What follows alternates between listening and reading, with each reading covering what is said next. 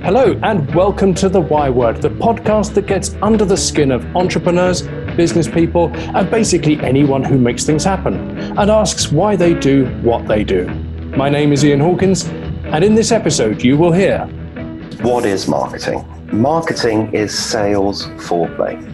And then the chap asked me, BJ, you talk about problems as opportunities. What is the problem for McDonald's and what's the opportunity?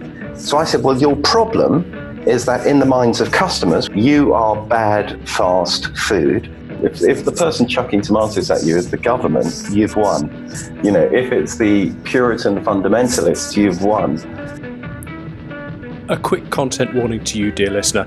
Today's guest is effusive in his love for smoking cigarettes, and the first little part of our interview, we do cover that. So if you're trying to give up, some of what he says might not be the most helpful things to hear. One other thing, if you're not a British listener, it's worth pointing out that over here, a fag is a cigarette. Okay? Fag equals cigarette. So no other meaning should be inferred from the use of that word. Okay, on with the show. Today, I'm talking to BJ Cunningham. Known as a marketing guru, BJ burst into the public consciousness with the launch of Death Cigarettes. And since then, he has worked with some of the world's major brands. BJ Cunningham, welcome to The Y Word. Thank you, Ian. Thank you. How lovely. You're joining us from Istanbul. Why are you there? I got locked down in Istanbul. So when I got the very last flight in and then everything stopped, and I've been here ever since. And I've got to say, I recommend it thoroughly. You have landed on your feet, and I feel that may be a theme of today's show, BJ. Yeah, you're right. My whole journey has been one long car crash.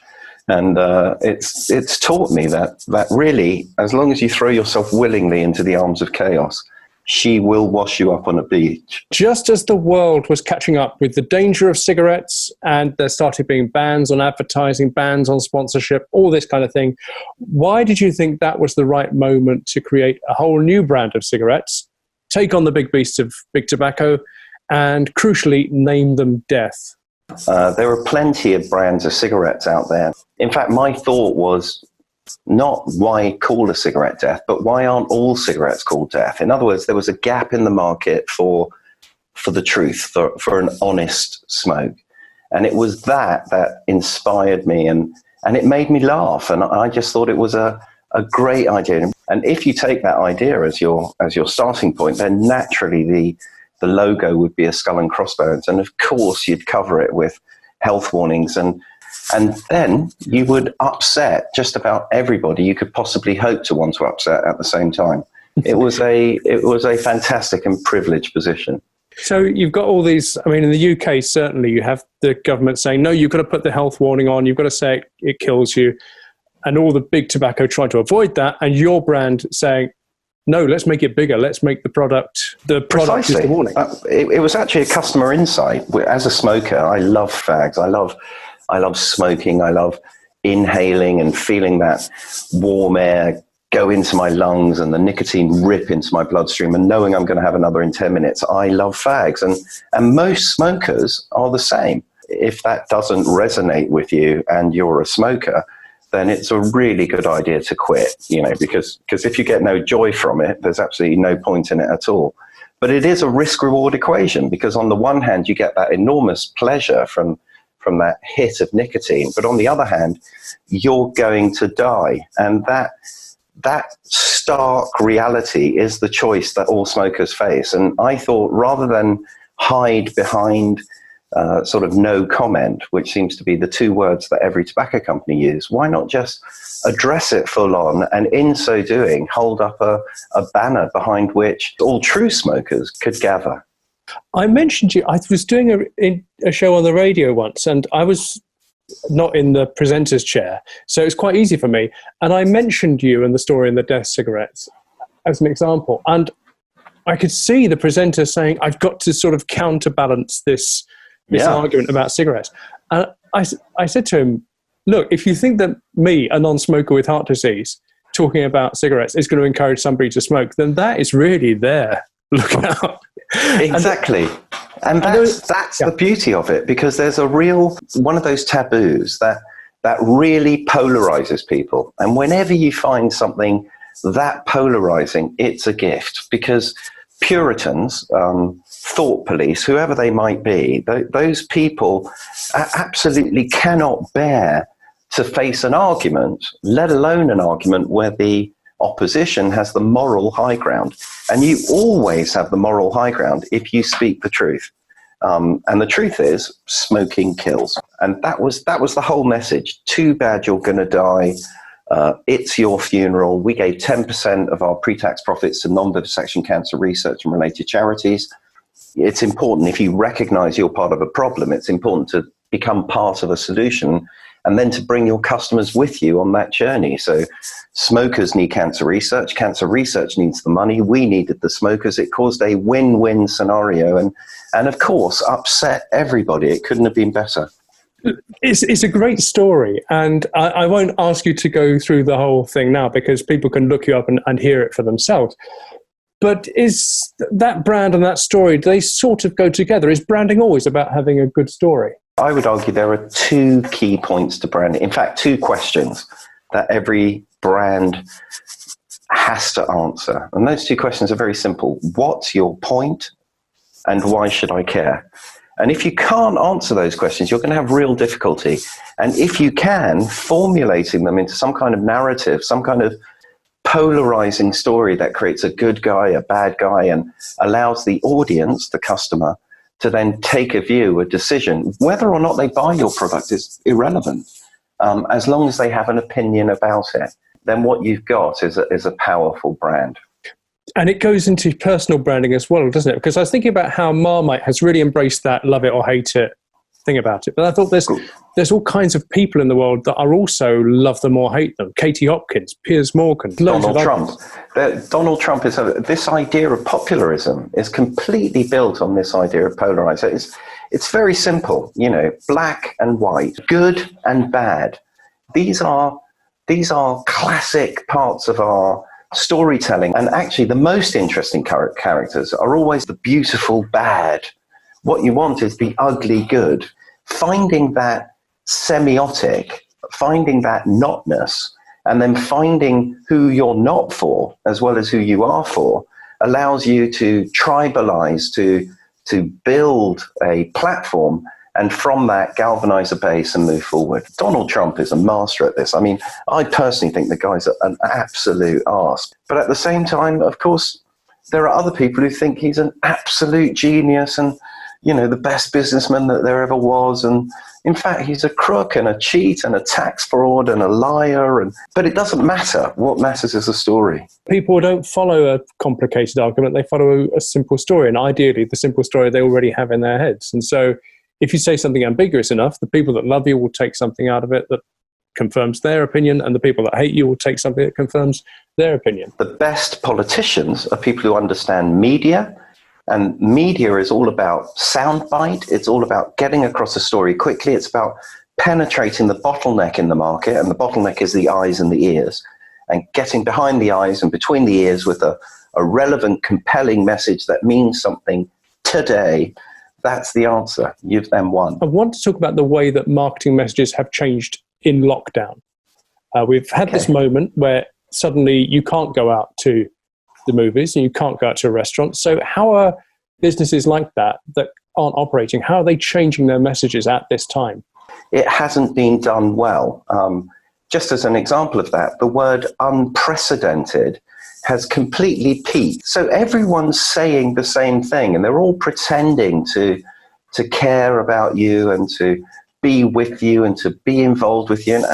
And I think we've all got slightly bored of those same-ish messages, and the ones you remember, the ones that go viral, are the ones that are on the outside, that are on the edge. Just treading that line in a balanced way, without just being deeply dull. Otherwise, globally, the marketing messages from companies have been unprecedentedly boring is the way to put it. Because if you were a big brand and you came to me and you said, how can I make an advert that is peak March, April, May 2020? I would say get the best known song in a minor key that your money can afford the rights to, and get as many cute-faced children playing the guitar on a Zoom call, covering it that you can, and give as many of them, ask as many of them as you can to home make NHS rainbow flags to put in the background. That would be perfect.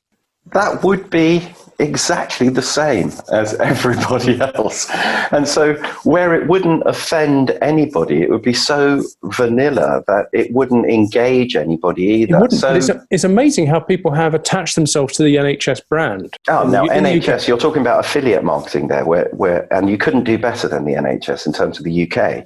Because remember, everybody's trying to affiliate with the NHS at the moment.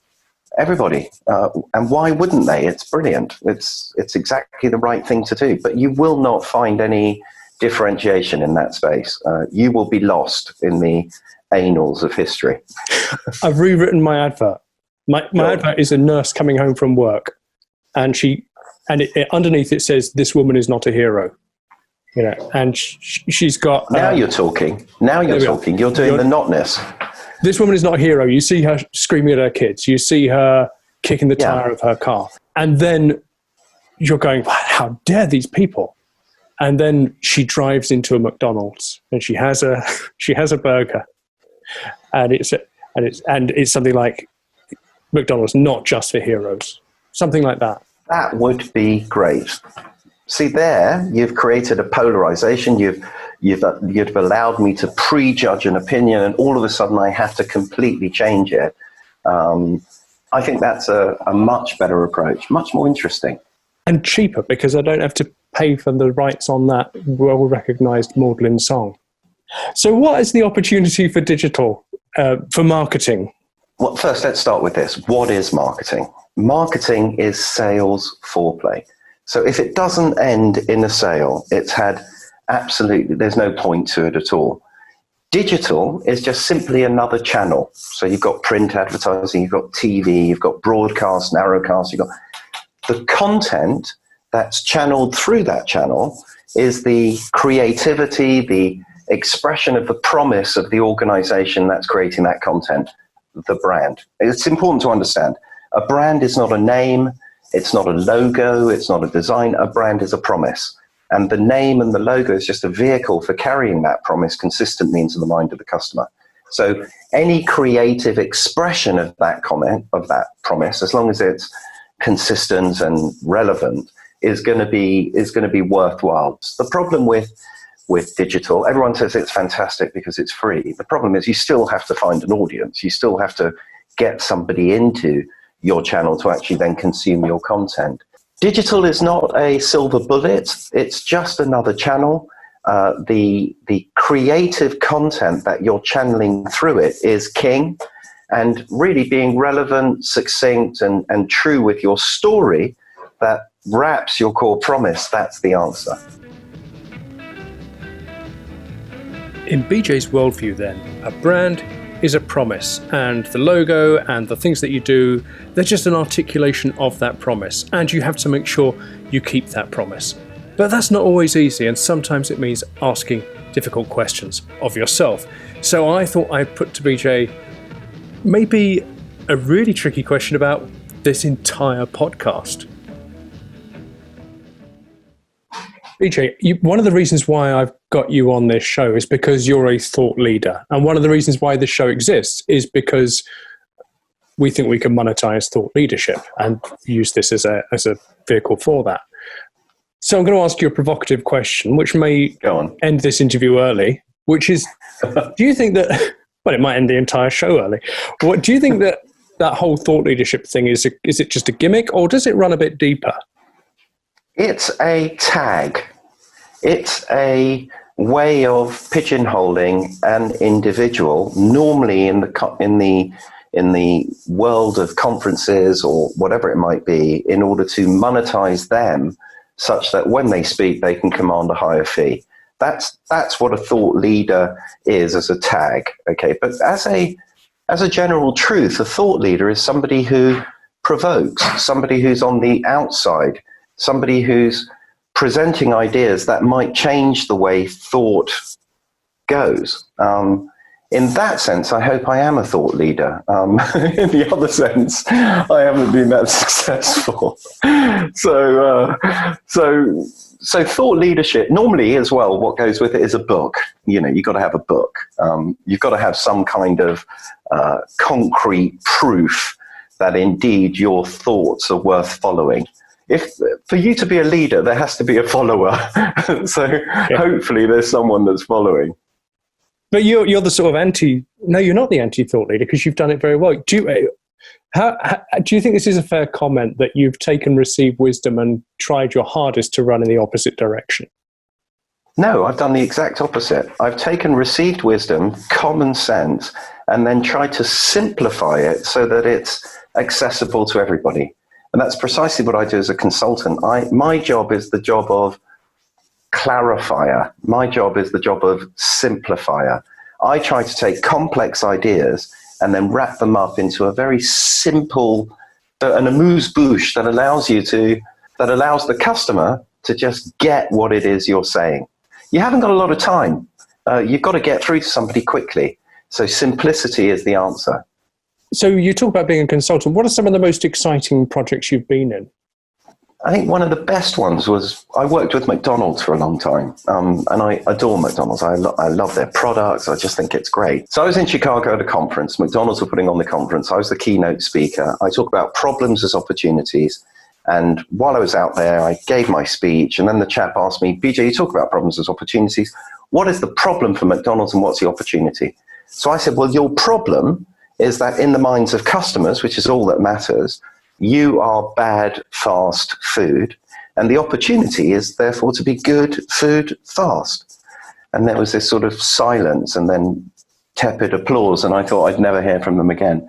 And then 6 months later, I got a call through from McDonald's. And the call basically said, we've just done research in 117 territories. We've discovered we're bad fast food. We could be good food fast. Would you be interested in heading up that project? And of course I was, and went forward. And this actually led to the whole rethinking around McDonald's in terms of color scheme, in terms of menu, in terms of everything.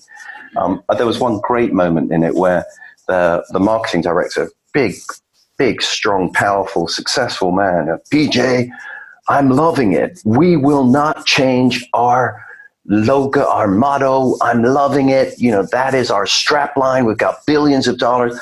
I said, well, I wouldn't dream of it. But let me ask you, when was the last time you said to your partner, you love me? You wouldn't. You'd say, I love you. So why not make I'm loving it an expression of McDonald's loving serving good food fast to their customers, as opposed to their customers saying they love McDonald's? McDonald's, obviously a great brand. Any others that you're particularly keen on? McDonald's is fantastic because it's such a beautiful story. But in terms of beautiful product, I work with an amazing company out here in Istanbul called Şişecam, and their sub-brand Paşabahçe, they're the second largest producer of glassware in the world. They make absolutely beautiful. In fact, chances are if you're drinking from a glass at the moment, you're drinking from their glass.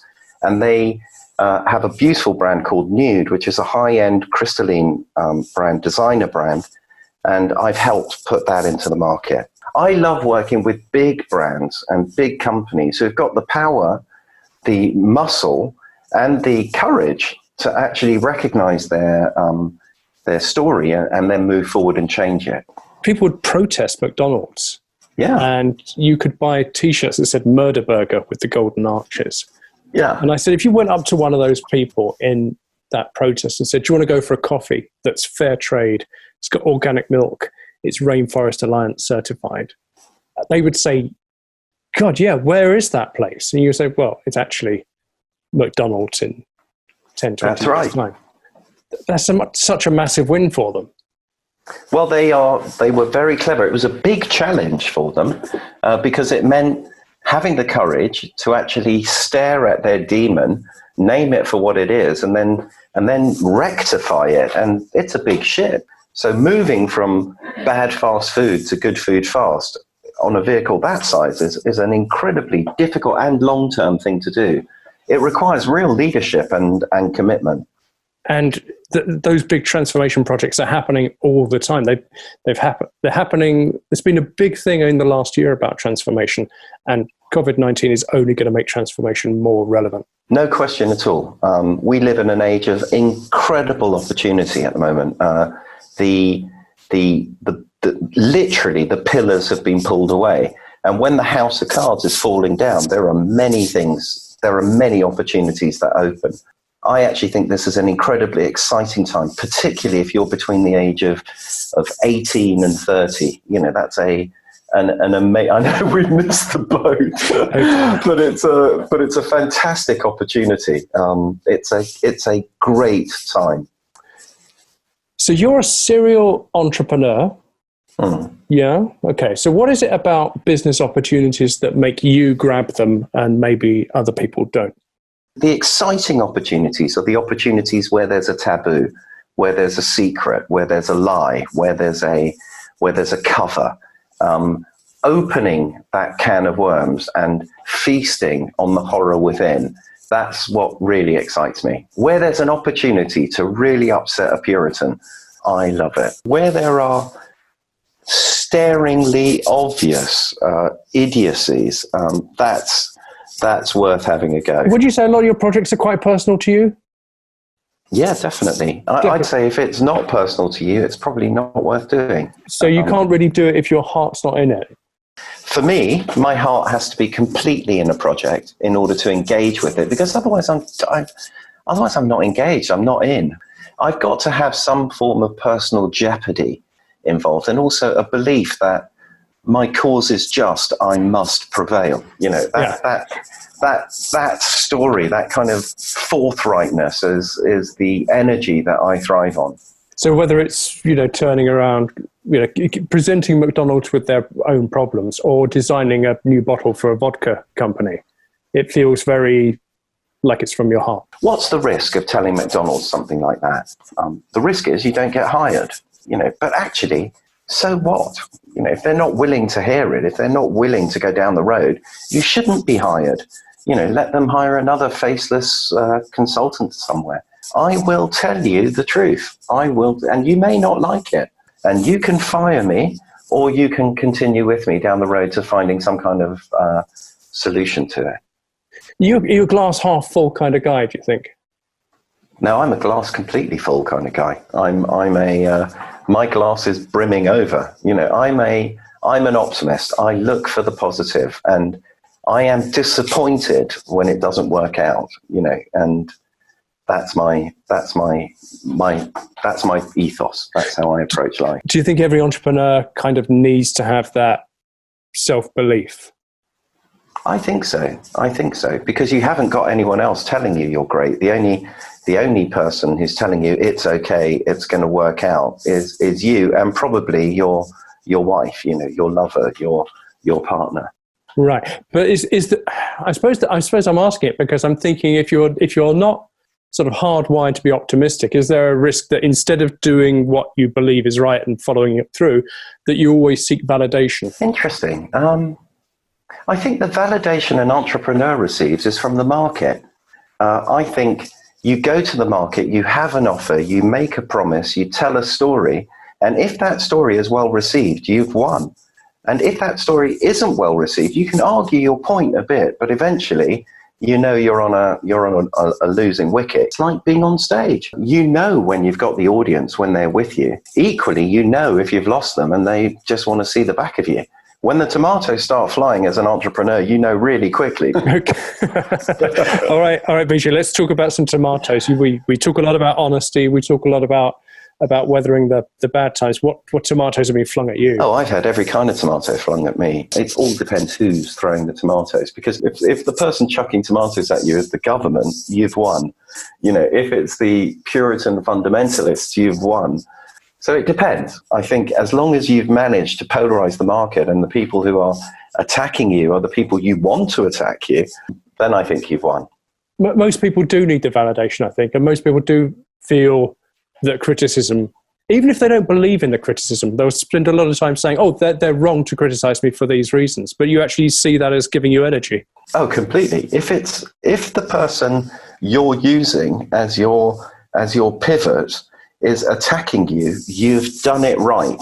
If they're slapping you on the back and saying you're a great guy, something's gone horribly wrong. Beware the yes men. Precisely. It's better to be a no man, K-N-O-W. It's better to have a true understanding. Are you a marketer? Are you more of a teacher? Because I think teaching is a sacred art, and I see you very much in that sort of, I called you a guru, and I think there's more to this. I love sharing my experience, thoughts with people who are willing to listen. So I would love to be called a teacher. That's a great aspiration. In my view, heroes have always been teachers. I think it's an incredibly difficult, challenging, and rewarding career for anybody to be involved with.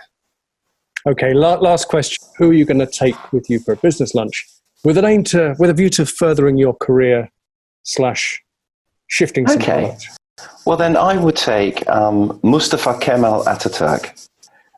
He was the founder of modern Turkey. He's an absolutely amazing man, a genius, in my view, a great leader, charismatic. He was an Anglophile, so he loved England. And at the same time, he created the first modern secular democracy in the world and the birth of this fantastic country, Turkey. And he held all of that in the embrace of democracy rather than autocracy. I would love to have to further my career. It couldn't be better. I mean, Turkey is a place ripe for business and it's full of opportunity.